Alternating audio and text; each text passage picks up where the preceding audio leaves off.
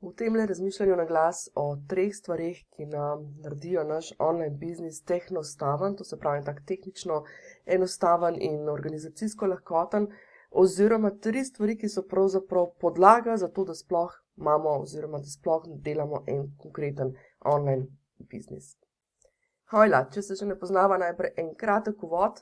Sem Maruša oziroma Marija Maruša Jovanovič na dolgo oziroma Maruša na kratko. In v teh razmišljanjih na glas govorim o edukacijskem online biznisu. To po domač pomeni, da če izobražuješ, coachaš, svetuješ, mentoriraš oziroma kakorkoli predajaš svojo ekspertizo oziroma svoje znanje na trgu, se tukaj le pogovarjamo o tem, kako torej lahko s pomočjo orodij za spletno izobraževanje in pa orodij za spletni marketing optimiziraš svoj biznis. Zdaj, kaj to pomeni optimiziraš? To pomeni, da lahko, to se pravi, s pomočjo teh orodij prideš do več strank v smislu marketinga, jih nagovoriš tam, kjer so, do več strank v smislu prodaje online in izdelave seveda online programov, ali do več časa v smislu izdelave online programov, s katerimi prehranaš čas na poti ali pa s tem, ko večkrat prodajaš isti enkrat skreiran program, kot do več časa tudi s pomočjo različnih sistemov, marketinških sistemov, pa tudi malo manj marketinških oziroma bom rekel tistih prodajnih sistemov. Skratka, vse od kreiranja do promoviranja online programov na enem mestu. Torej, poglejva najprej, katere so te 3 stvari, ki nam torej olajšajo naš online biznis, da so stvari majčkeno bolj tehnično enostavne in organizacijsko lahkotne, oziroma da so sploh pravzaprav te 3 stvari sploh so podlaga, da sploh lahko govorimo o online biznisu in da se sploh gremo, bom rekla, uporabo teh online orodij v namene optimizacije, to se pravi optimizacije do več strank ali do več časa. Zdaj, 3 stvari, ki so, to se pravi, prva stvar je, da vemo, komu prodajamo,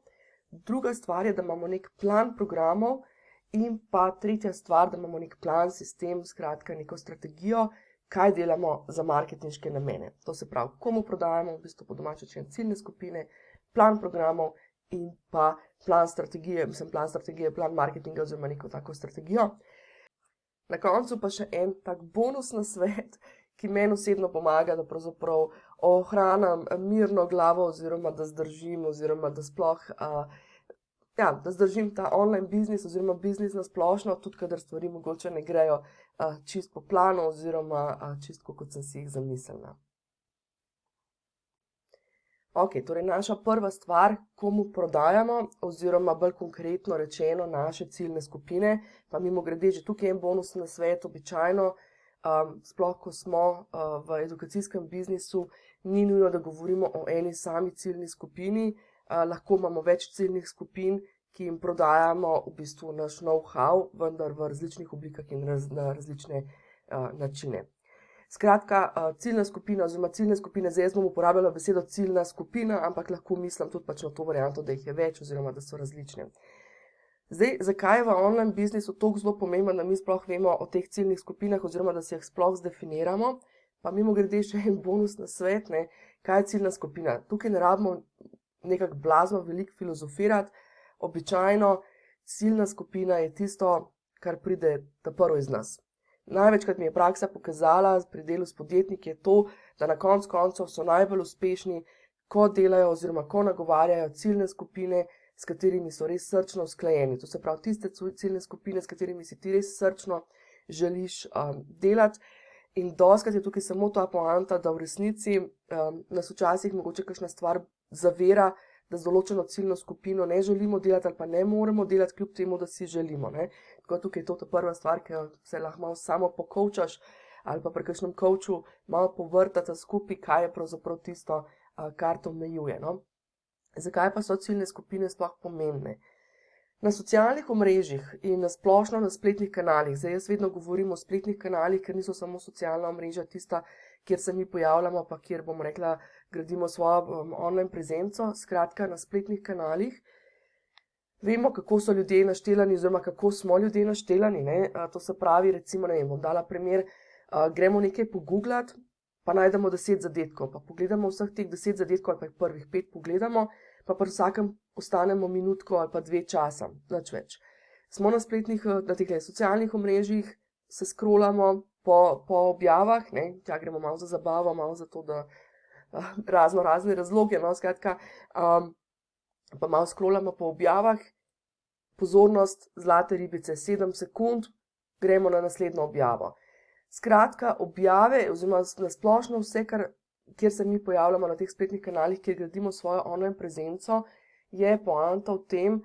da moramo čim hitreje, čim bolj zagrabiti,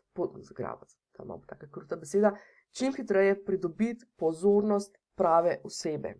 Zakaj prave osebe? Ker na koncu v naše online programe želimo, pa zdaj, ali so to online programi, ne vem, neki posneti tečaji, ali so to online programi v smislu, ne vem, individualnega coachinga ali pa mentorstva, skratka, karkoli pač delamo in izobražujemo nadaljavo, si želimo pridobiti osebe, ki so usklajene z nami. Zato sem že na začetku rekla, dajmo štartati iz te zadeve, da res delamo z ljudmi, s katerimi si srčno želimo delati. Skratka, čist prva stvar je že zaradi tega, ker v bistvu pravzaprav, da dobimo pozornost, da nagovorimo pravzaprav pravo osebo, skratka tisto, ki si jo želimo, ne, in pa tudi iz tega vidika, da sploh vemo, kje na socialna omrežja, kje na spletnih kanalih, na katerih spletnih kanalih je smiselno se pojavljati in graditi svojo online prezenco, ker vsi kanali niso za vse, plus poleg tega, zdaj to mislim v smislu, ne, jaz imam lahko 2 ciljni skupini,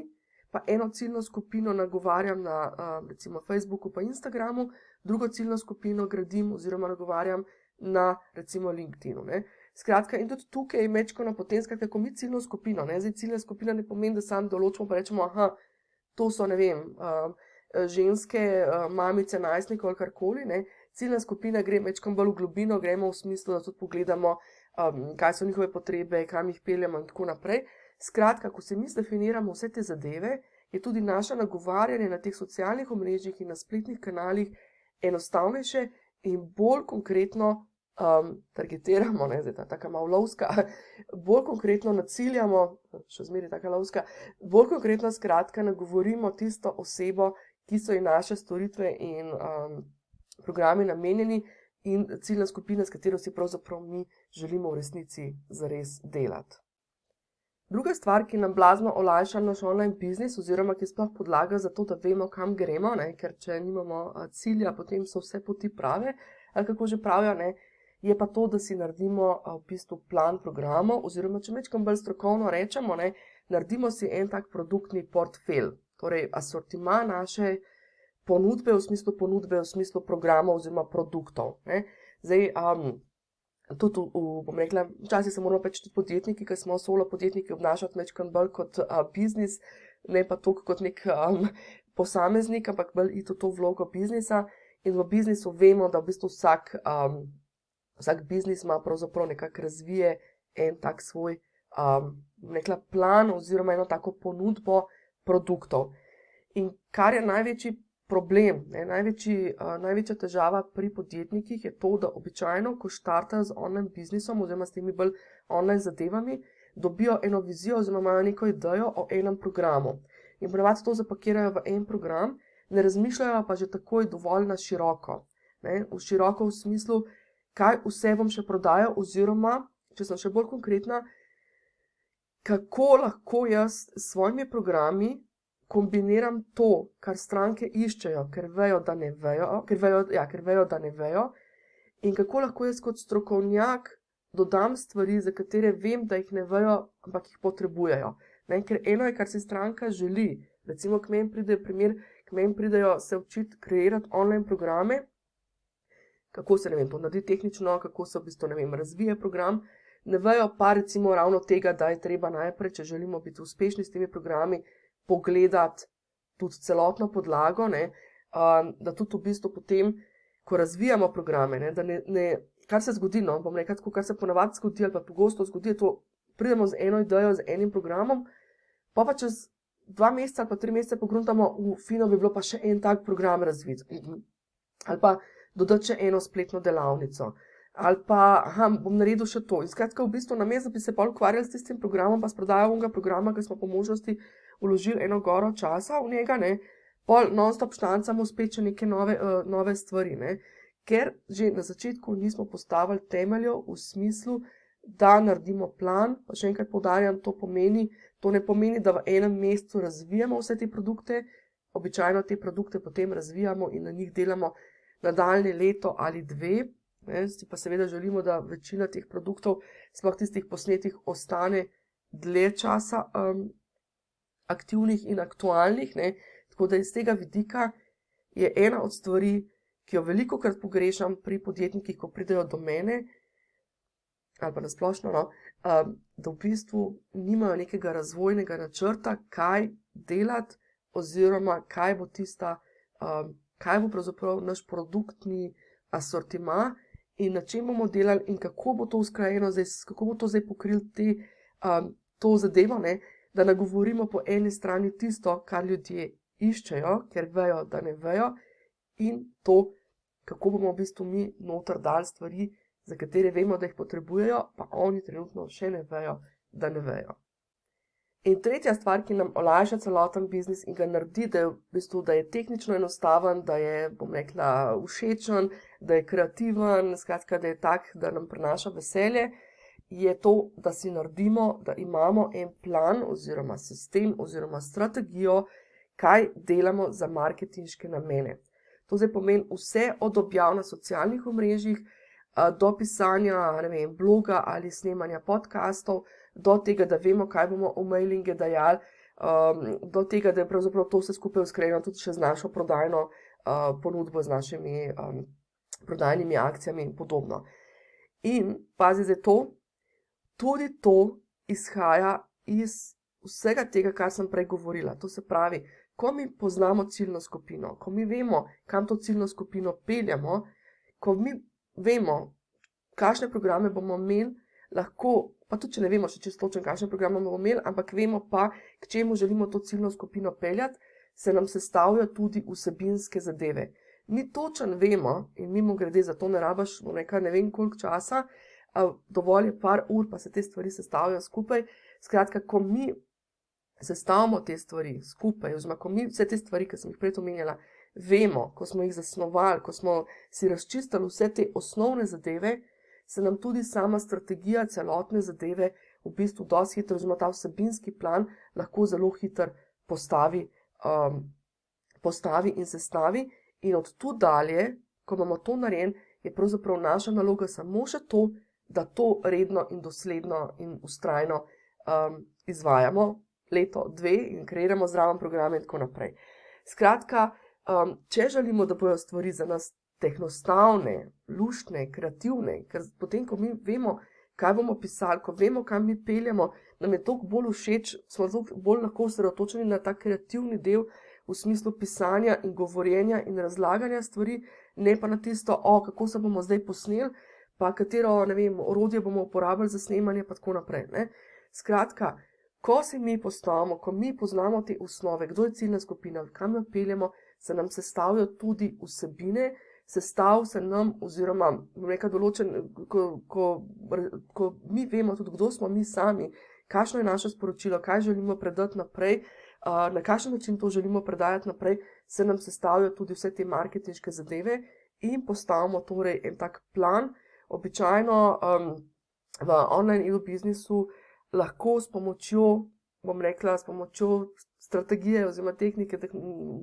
sistemov in orodij, ki jih jaz sama učim, nekako naredimo plan za nekje 6 do 8 mesecev, ali pa tako recimo 5 do 8 mesecev, potem pa to samo delamo in to enkrat naredimo, kasneje pa samo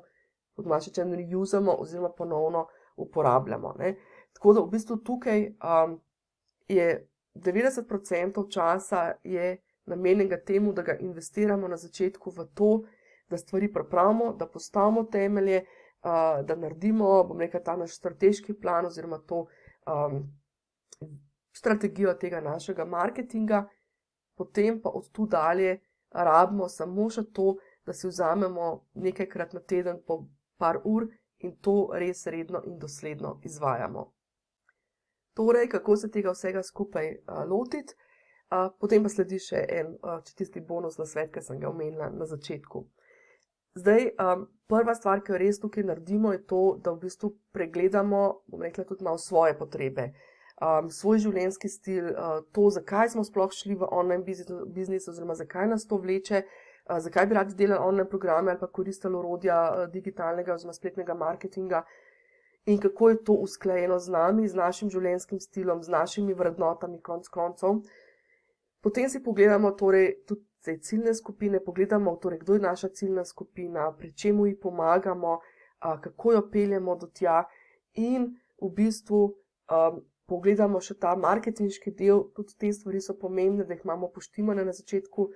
V bistvu ni toliko marketing, kot bolj ta osebni branding, to se pravi ta naša pač blagovna znamka, pač ko mi govorimo o prodajanju znanja oziroma o podajanju znanja, smo pravzaprav mi sami, naš produkt in naša blagovna znamka, tako da v bistvu tukaj res, če želimo, da nam bojo stvari lahkotne, v smislu, da bomo se tudi dobro počutili, ko ta marketing delamo in vse te zadeve, je potrebno, no, da smo mi usklajeni s tem,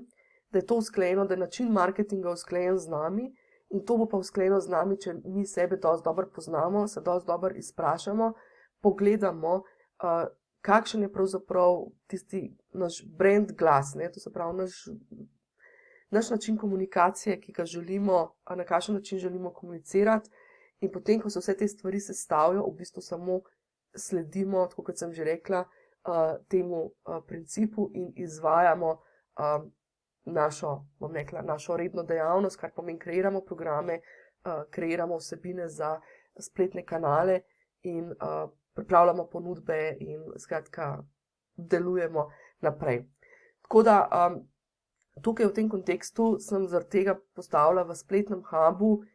eno stvar, ki je do zdaj pravzaprav pred tem še nisem imela, vem pa, da je ful pomembna in da je pravzaprav osnova vsega tega in to je, jaz sem to pomenovala kar moj online business manifest. To je ena stvar, ki jo v bistvu ne rabiš dolg, da spišeš, to je ena stvar, ki rabiš recimo, ne vem, nekaj ur, da greš čez to vsebino, kjer te peljem, da se mečkam samo coachaš, samo izprašuješ o različnih zadevah in pišeš pravzaprav, en tak svoj manifest, eno tako svojo deklaracijo, tako svojo izjavo, v kateri opredeliš pravzaprav nekako vizijo svojega biznisa, vizijo tega, kam greš in deloma že pravzaprav tudi strategijo, kako boš do tja prišel, na strategiji mečkam bolj pa konkretno delamo. To je ena stvar, ki jo narediš in je v bistvu v resnici, kot se nekaj ne rabiš veliko ur, rabiš to nekako na začetku narediš,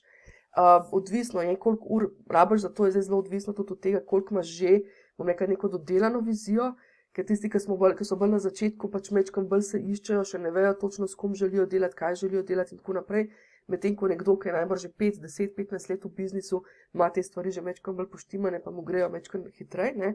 Skratka, in potem, ko imamo mi te temelje postavljene, potem gremo v dve smeri. In ena smer je kreiranje programov, to se pravi kreiranje tega, kar smo mi naredili v tistem našem planu programov, in druga smer je promoviranje, kar pomeni, da izvajamo oziroma redno in konsistentno in dosledno in vztrajno izvajamo našo promocijo, naš marketing, ki pa v spletnem biznisu, torej edukacijskem spletnem biznisu, ni nič drugega kot izobraževanje. Že večkrat sem poudarila, jaz temu rečem edu-marketing, ker v resnici vse, kar delamo v našem marketingu, 90% časa, če znamo sisteme pravilno zastaviti, če znamo pač se tega pravilno lotiti, lahko